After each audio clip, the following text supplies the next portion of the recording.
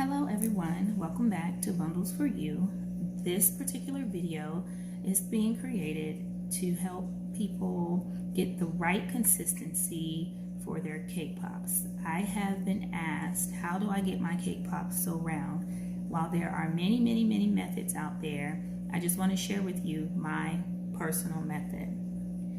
First of all, you will need your cake.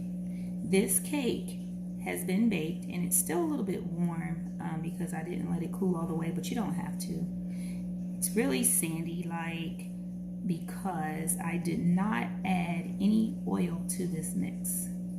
The cake has baked with only the eggs and the water, and this particular cake is a box mix. When I make my homemade cakes, I do add a little bit of butter, not much oil. The reason I don't add oil anymore is because there's oil in the icing.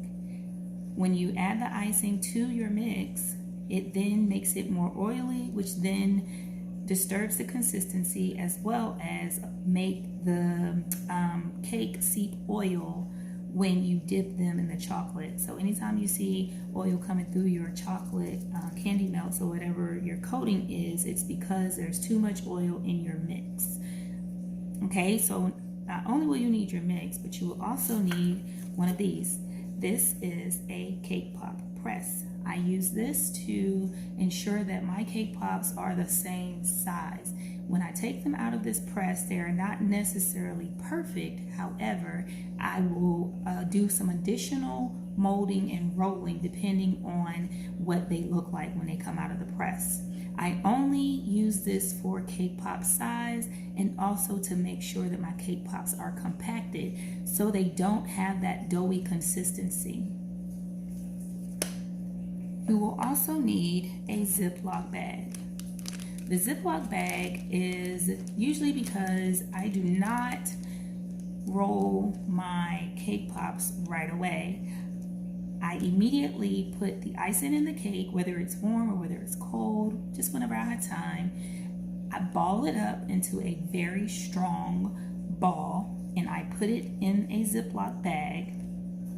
Then I put it in the refrigerator or the freezer for about 5 to 10 minutes. If the cake is completely warm and it's just coming out of the oven, then I will leave it in there for about 30 minutes to give it a hard consistency.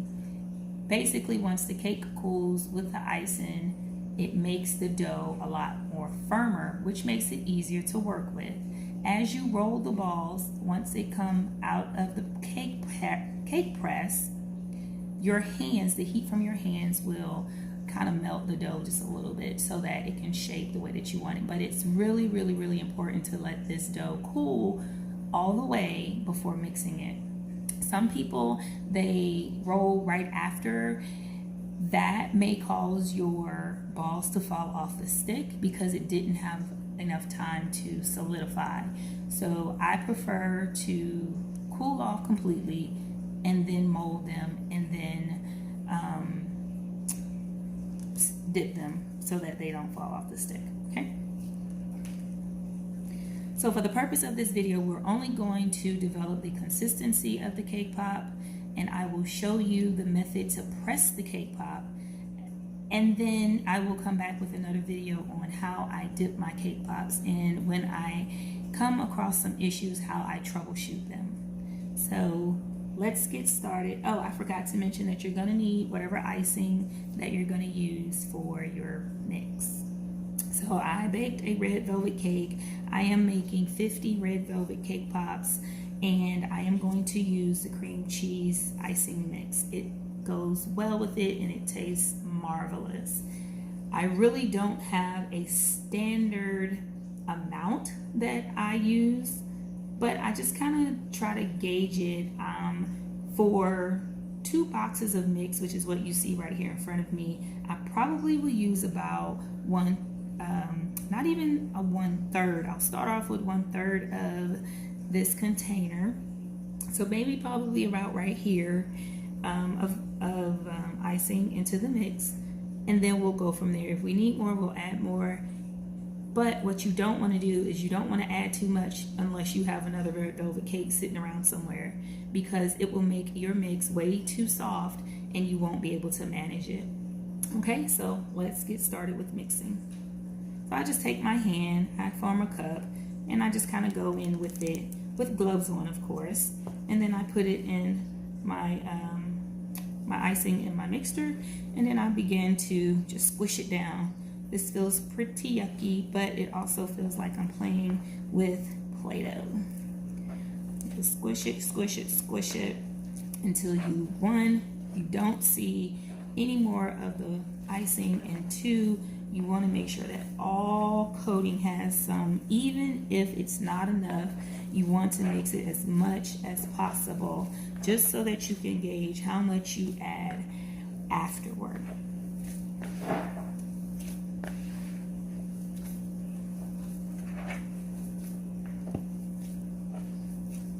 And as you can see, a little bit goes a very, very long way. It does not seem that I will need to add any more mix to this.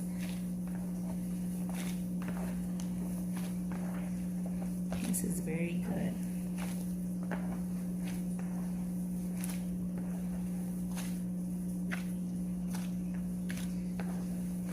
You will know that your mix is completely mixed when there is no icing residue on your gloves nor in your bowl.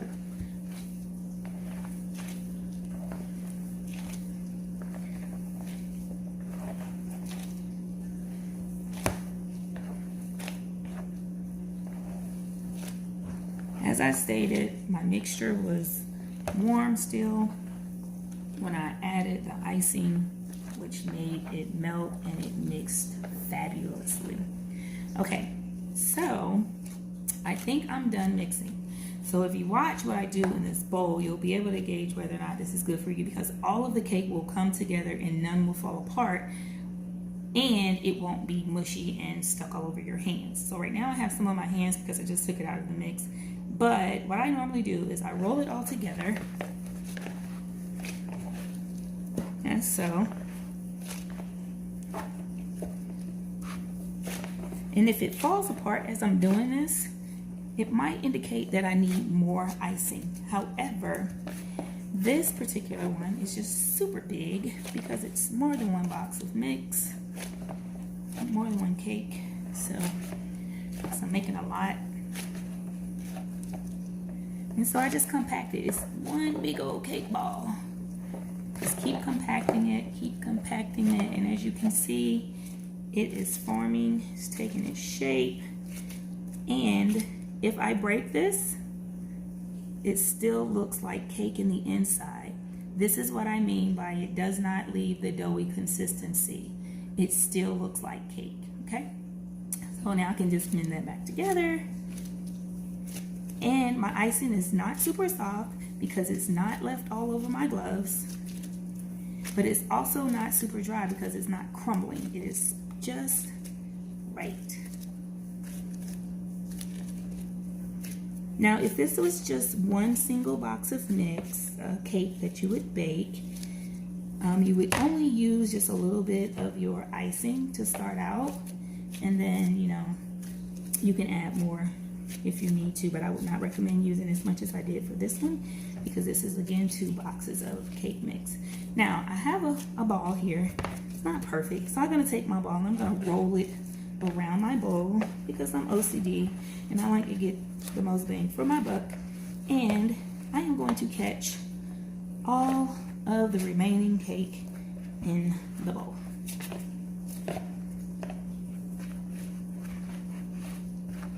And if it does that, your mix is ready to go. If it sticks to the bowl and it starts to get really, really mushy, it's because it's too wet. And if it's crumbly and it starts falling apart, it's because it is too dry.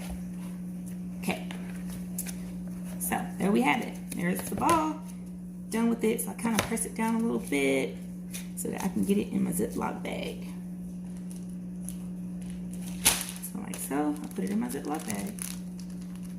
Now, if I was going to use this mix another day, I'd put it in the freezer, but I'd also time, date, and stamp right here the type of dough that it is, the date that it was made and the time that I put it in the freezer.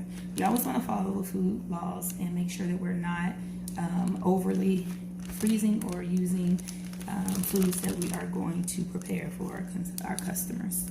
So I zip it up and then I squeeze all the air out of it, zip it all the way, and then I put it in the freezer. Okay, my bowl is completely clean. See that? That will indicate that your mix is perfect.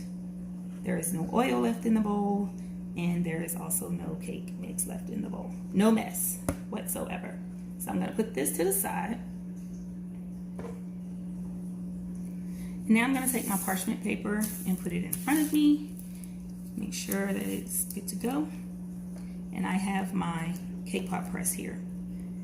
On the Kpop Press, it has, I don't know if you can see that, but it says fill this side, okay? That is where you want to actually put the cake into before you press it. So I'm going to open it up, and we're going to pretend as if my cake has cooled, it's solid, and it's ready to go.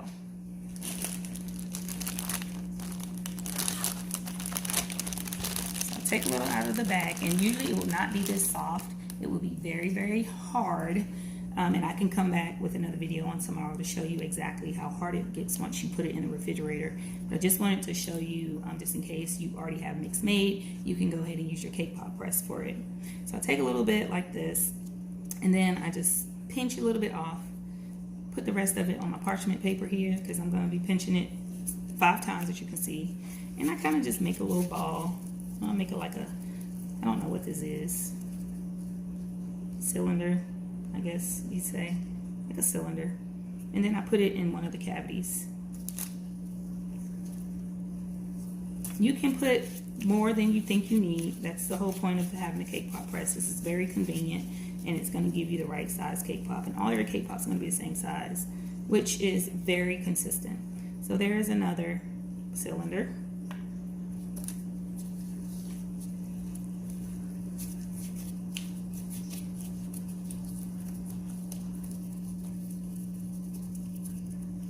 And another cylinder. And they are overly large, but it's okay because it's gonna make my cake pop better. Cylinder. And grab more out of the bag. Okay. And like if anything starts to fall off, then I just dab it and pick it back up. I don't like to waste any mix whatsoever. Okay, so now that my fill side is completely full with the cake pop mix that we're going to use at this moment, I'm going to close the other side on top of it. And you are going to apply as much pressure as possible. Now, I have had a shoulder injury, so it's hard to press down on my right side. So I usually just press, press, press, press, press. And as you can see, it's kind of oozing out of the side, which is perfect until you get it as flat as possible. And then it's together. And so I take the excess off like so.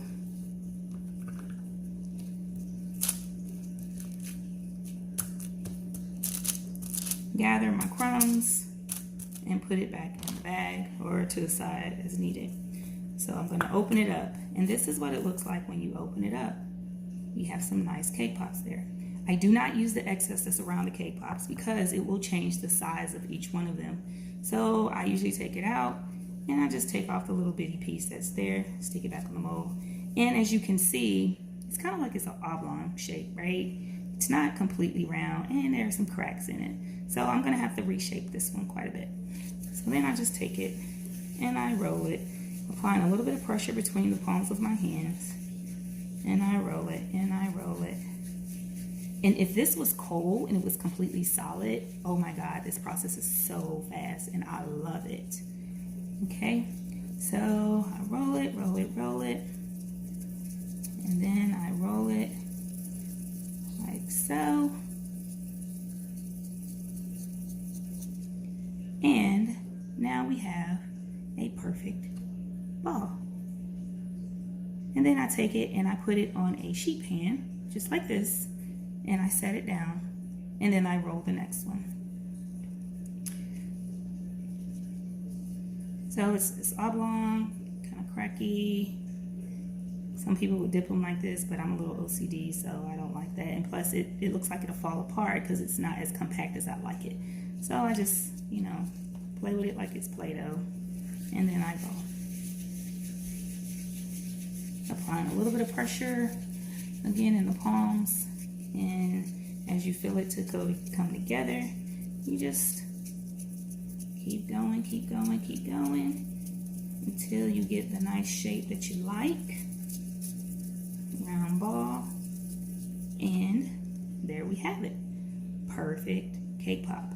And guess what? They're the same size. Look at there.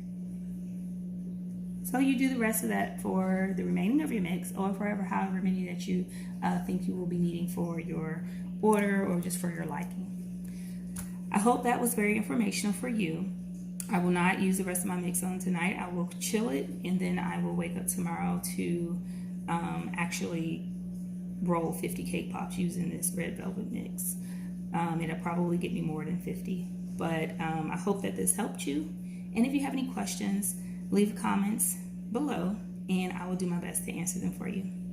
Thank you for your time, and I hope I was able to make your time the sweetest.